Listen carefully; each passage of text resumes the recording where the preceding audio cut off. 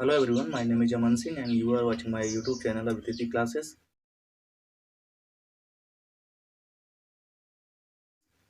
जैसा कि पार्ट 1 में आप लोगों को डिस्कस किया गया है आवेश और आवेश का क्वांटीकरण, मूल आवेश। आज उसी के आगे हम जो है चर्चा करेंगे आवेश संरक्षण का नियम। आज का पहला टॉपिक है आवेश संरक्षण का नियम।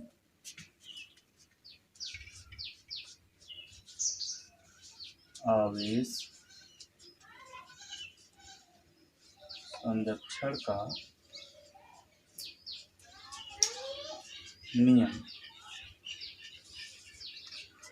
जैसा कि नाम से ही स्पष्ट है, संरक्षण का मतलब सुरक्षित रखना, अर्थात यदि आपके पास कोई वस्तु है तो वो उसकी मात्रा हमेशा नियत रहे, सदैव उसकी मात्रा नियत रहे, अर्थात प्रारंभ में जितनी उसकी मात्रा है अंतिम अवस्था में उसकी मात्रा उतनी ही बनी रहे, इसे ही कहते हैं संरक्षण। आवेश, जैसे कि आपको पिछली वीडियो में बताया गया था कि आवेश किसी पदार्थ का वह गुण है जिसकी वजह से भौतिक एवं चुंबकीय प्रभाव का अनुभव किया जाता है, या फिर उसके समीप किसी अन्य आवेशित वस्तुओं को लाते हैं तो वो आकर्षण अथवा प्रतिकर्षण बल का अनुभव करता है। तो ये आवेश है। आवेश संरक्षण का नियम क्या है? आवेश को ना तो उत्पन्न किया जा सकता है और ना ही नष्ट किया जा सकता है, इसे केवल एक वस्तु से दूसरी वस्तु तक स्थानांतरित किया जा सकता है। तो अगर आवेश संरक्षण का नियम हमें लिखना है तो हम लिखेंगे आवेश को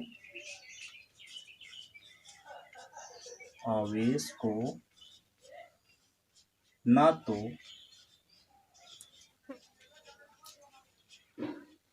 उत्पन्न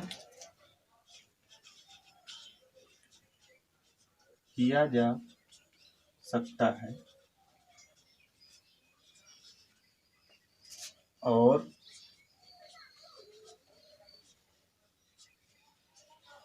ना ही नष्ट किया जा सकता है।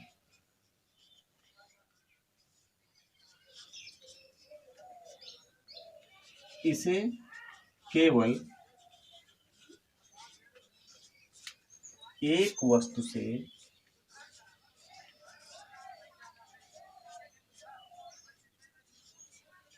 दूसरी वस्तु पर स्थानांतरित किया जा सकता है। स्थानांतरित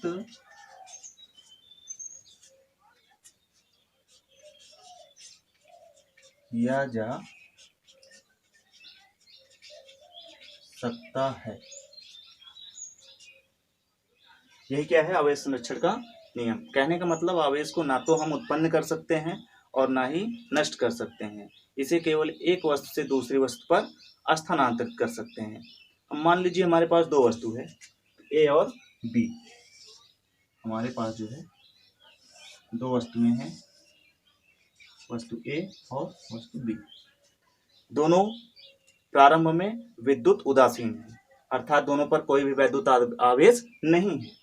अब सपोज अगर हम इसको घर्षण करते हैं, इन दोनों को परस्पर रगड़ते हैं, तो मान लो इस प्रक्रिया में ए से एन इलेक्ट्रॉन, इस प्रक्रिया में एन इलेक्ट्रॉन जो है वो बी पर स्थानांतरित हुए हैं।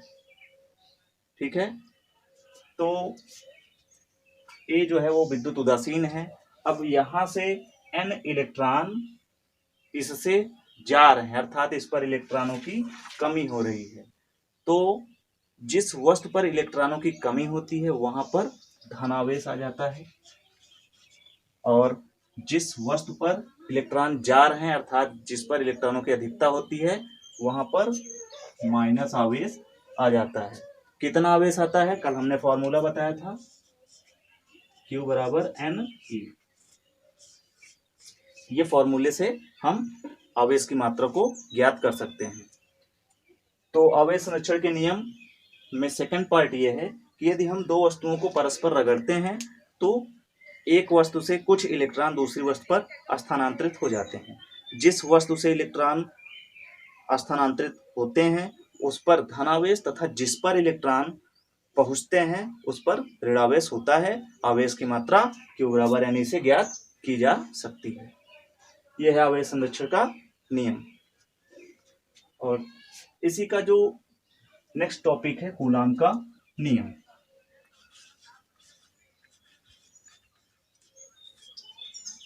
कूलाम का नियम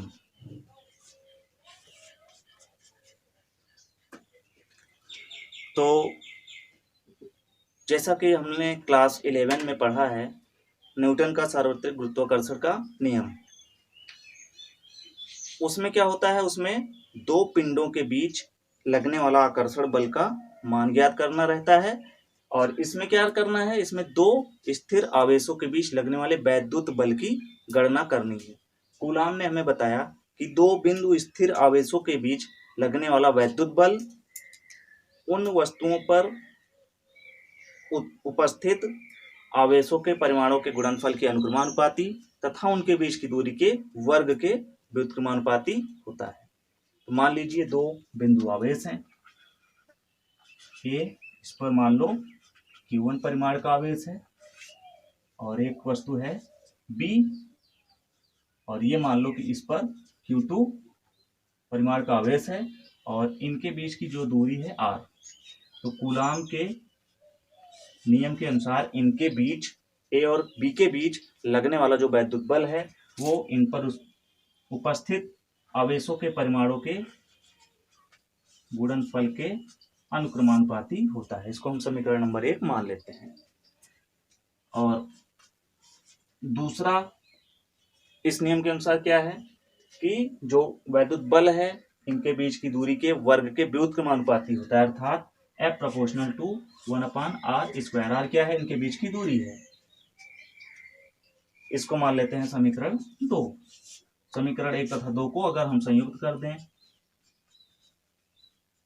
समीकरण 1 तथा 2 को संयुक्त करने पर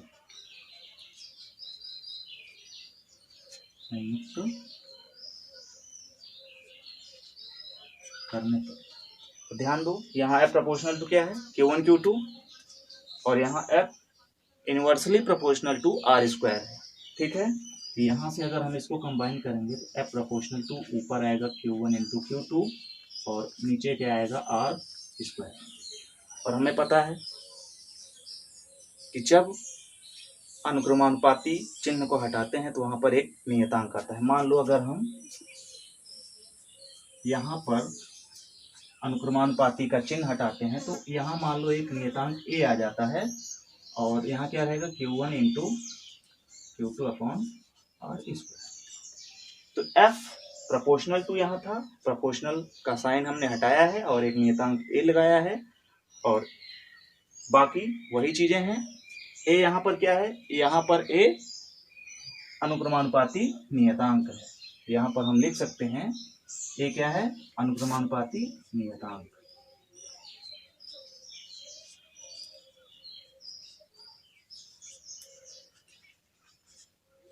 अनुक्रमानुपाती नियतांक है। प्रयोगों द्वारा A का मान जो है हमें 9 × 10⁹ प्राप्त होता है। प्रयोग द्वारा A बराबर हमें प्राप्त होता है 9 × 10⁹ प्रयोग द्वारा। लेकिन सुविधा की दृष्टि से हम A बराबर 9 × 10⁹ को एक नए स्वरूप में लिखते हैं और मान लेते हैं 1/4 पाई एप्सिलॉन नॉट। इसी को हम क्या मान लिए, 9 × 10⁹ को हमने माना 1/4 पाई एप्सिलॉन नॉट। और यहाँ एप्सिलॉन नॉट क्या है, निर्वात की वैद्युतशीलता। एप्सिलॉन नॉट क्या है, निर्वात की वैद्युतशीलता। तो अब ये जो कूलाम का नियम का फॉर्मूला है ये हो जाएगा, एक ही जगह हम क्या रखेंगे 1/4 पाई एप्सिलॉन नॉट, इसके साथ आएगा Q1 इंटू Q2 और अपॉन R²। यही क्या है, कूलाम का नियम है, ये बल है, बल का मात्रक होता है न्यूटन, बल का मात्रक है। और ये एप्सिलॉन नॉट क्या है, निर्वात की वैद्युशीलता है। इसका मान अगर निकालना है तो हम यहाँ से निकाल सकते हैं। कैसे? एप्सिलॉन नॉट को इधर ले जाएंगे और 1/4 पाई इंटू हो जाएगा 9 इंटू 10 टू पावर 9। सॉल्व करने पर इसका जो मान आता है एप्सिलॉन नॉट बराबर आता है 8.85 इंटू 10 टू पावर -12। याद रखिए इसको, चाहे तो याद रखिए, नहीं तो यहां से हम निकाल सकते हैं। कैसे? पाई का मान हमें पता है 3.14, वैल्यू रखेंगे, एप्सिलॉन नॉट को इधर ले जाएंगे, 9 × 10 की घात 9 नीचे लाएंगे, सॉल्व करेंगे, एप्सिलॉन नॉट की वैल्यू आएगी 8.85 इंटू 10 टू पावर -12। इसका मात्रक क्या आएगा? ध्यान दो, अगर यहाँ से हम देखें तो ये चीज यहाँ से इस वाले इक्वेशन से अगर हम देखेंगे एप्सिलॉन नॉट का मात्रक निकाल सकते हैं। कैसे? एप्सिलॉन नॉट को इधर ले जाएंगे, एफ को यहाँ ले आएंगे, तो यहाँ देखो Q1 Q2 क्या है? आवेश है। Q का मात्रक क्या होता है? AT होता है। ठीक है, तो यहाँ से लिख सकते हैं इसको, मात्रक